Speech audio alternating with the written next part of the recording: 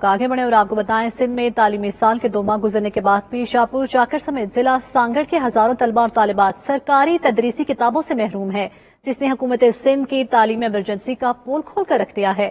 تفصیلات دیکھیے آصف میمن کی اس رپورٹ میں۔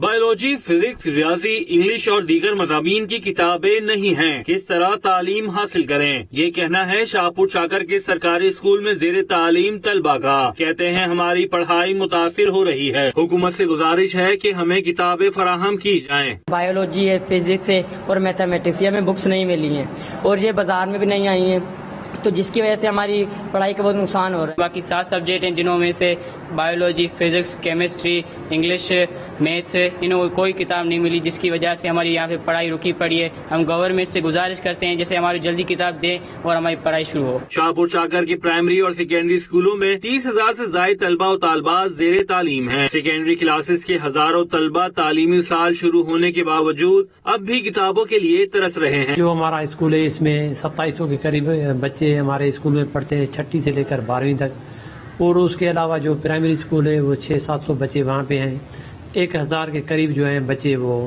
گرلس اسکول میں۔ 9th اور 10th کے حوالے سے میں عرض کرتا چلوں کہ ہمیں ایک بھی بک نہیں ملی ہے۔ 7 مضمون ہیں 9th میں، 7 مضمون ہیں 10th میں۔ طلبہ و طالبات کے والدین نے حکومت سندھ سے اپیل کی ہے کہ درسی کتابوں کی فوری فراہمی کی جائے تاکہ ہمارے بچوں کا تعلیمی سال ضائع ہونے سے بچ جائے۔ کیمرہ مین عاطف علی کے ساتھ آصف علی میمن، 92 نیوز، شاہپور چاکر۔